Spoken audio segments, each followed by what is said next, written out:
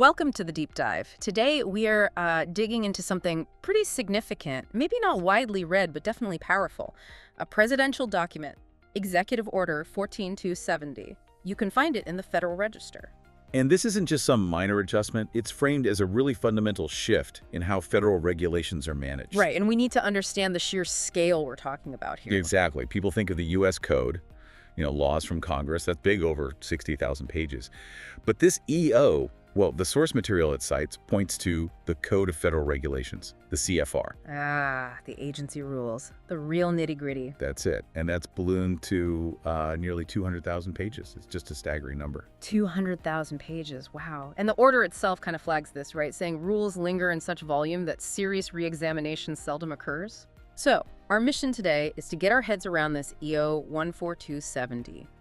Specifically, this idea called zero-based regulatory budgeting and how it aims to, well, streamline things, especially hitting rules around American energy. The idea is to force these rules onto an expiration timeline. Okay, so let's unpack the why. If you're going to mess with 200,000 pages of rules, you need a strong reason. What problem is this EO saying exists? Well, the argument presented in the document is twofold, really. There's a broader philosophical point about liberty and innovation being constricted by all these regulations. Kind of a general anti-regulation sentiment? Sort of, but it gets very specific too. The main target, economically speaking, is the energy sector. The EO claims the current system imposes particularly severe costs on energy production. Okay, so it's not just a burden. The claim is it's actively holding back energy development. Exactly. The language is quite stark. It talks about an energy landscape perpetually trapped in the 1970s. That's a direct quote.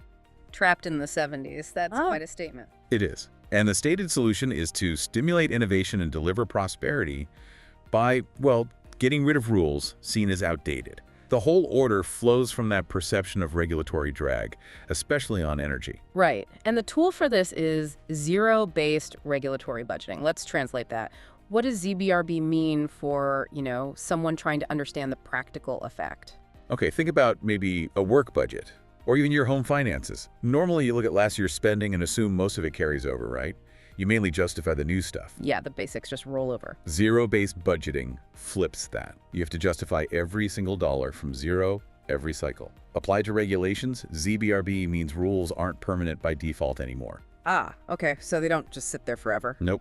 They have to periodically prove they're still worth it, show the benefits outweigh the costs, and if they can't pass that review, they expire. Automatically. Gone. Okay, this is where it gets really practical. The conditional sunset date.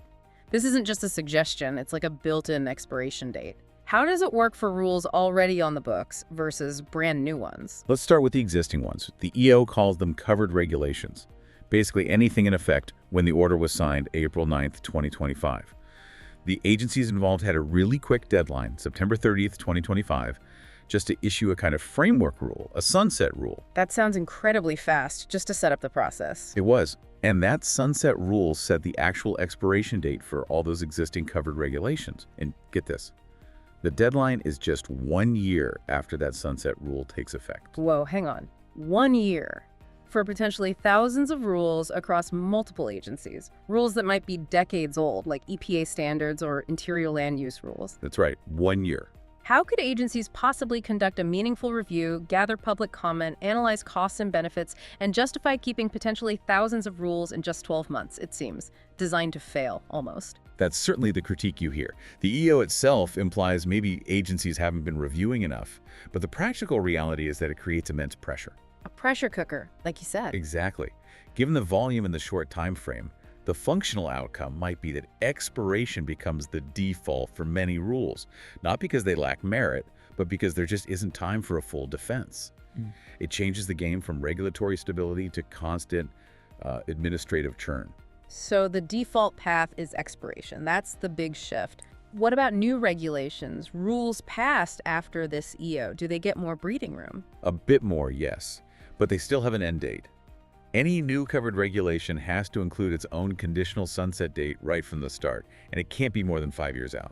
5 years instead of 1, still not permanent. Still not permanent. Right. And critically, if an agency just amends an existing rule, that doesn't reset the clock.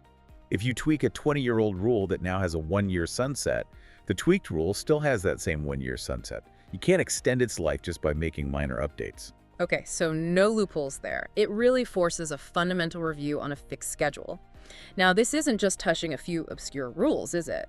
Which parts of the government are caught up in this? Which agencies have to deal with this constant sunset clock? It's a pretty wide net, heavily focused on energy, environment, and resources. Yeah. You've got the big ones, the Environmental Protection Agency, the EPA, and the Department of Energy, DOE.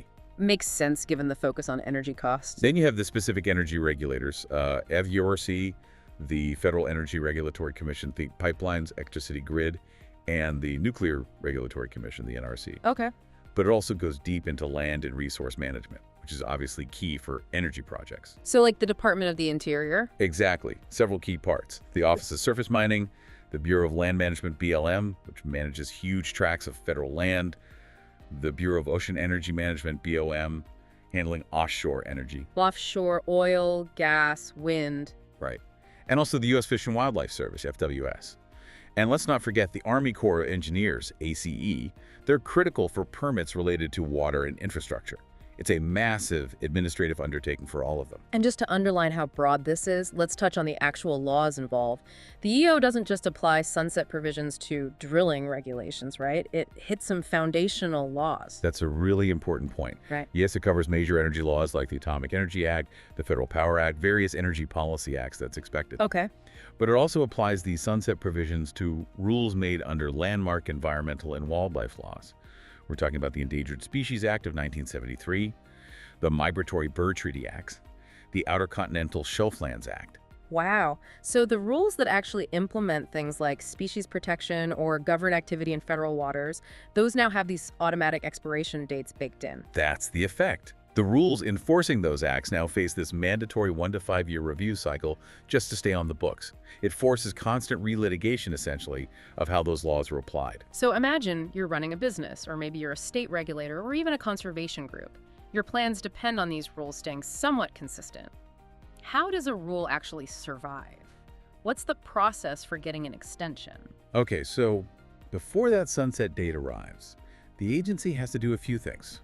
First, they absolutely must give the public a chance to comment, specifically on the costs and benefits of keeping the rule. How do they do that? Just put out a notice. Usually through something like a formal request for information or a notice published in the Federal Register. So public input is a required first step. Okay, mandatory public comment. Then what? Then, based on that input and the agency's own analysis, the agency may decide to extend the conditional sunset date, but only if they make a formal finding that keeping the rule is actually warranted. So just asking for comments isn't enough to save the rule? No, that's a key point in the EO. Just issuing the request for information does not automatically push back the deadline. The agency has to actively review the input and affirmatively decide to grant an extension. And if they do grant one, how long does it last? Not more than 5 years. So even if a rule survives one cycle, it's back up for review again within 5 years. It creates this continuous cycle of justification. Right. It fundamentally shifts the default from permanence to periodic review. Were there any big exceptions? Any areas this whole mechanism doesn't touch? Yes, a couple important ones. First, the order explicitly says it does not apply to regulatory permitting regimes authorized by statute. Okay, what does that mean in plain English? It basically means the established process for applying for a permit, the steps Congress laid out in the law, isn't subject to sunset. But, and this is crucial, the substantive rules that dictate the standards for granting that permit, those are likely still covered. Interesting distinction. So the paperwork process is safe, but the environmental or safety standards the permit depends on might still expire. That seems to be the interpretation, yeah. It protects the procedural framework more than the substance within it. Okay. What was the other main exemption? The other one is more about internal scorekeeping for the administration. The EO states that any rule expirations happening under this new zero-based system do not count towards the 10-for-1 deregulation goal set by a different earlier executive order, EO 14192. Okay, so they have this other target, like cut 10 old rules for every new one, and they're saying these automatic ZBRB expirations don't help meet that target. Exactly. It's like they're running two separate deregulation efforts. This DBRB is an automatic systemic thing, while the 10-for-1 seems to be about more targeted repeals. They didn't want the automatic sunsets to artificially inflate their score on the other initiative. Got it. Keeping the accounting separate. #tag outro. All right, let's wrap this deep dive up. The big takeaway here for you listening is that this Executive Order 34270 is a really fundamental change. It flips the script on federal regulations, especially around energy and resources. Yeah, it shifts the burden of proof. Instead of rules lasting forever unless someone fights to repeal them, They now have a built-in death date, usually just 1 to 5 years out, unless the agency actively proves they're still needed, cost-effective, and beneficial with public input. it's basically a mandatory recurring performance review for the entire 200,000-page rulebook, or at least large chunks of it. And changing that default assumption from permanent unless repealed to expires unless justified, that's a huge philosophical and practical shift. Absolutely. It changes the baseline. So here's a final thought to leave you with. That really short 1-year review cycle for all the existing rules covered by this rules under things like the Endangered Species Act, offshore energy rules, clean air and water standards potentially, that cycle is happening right now. The clock started ticking back in 2025. Right.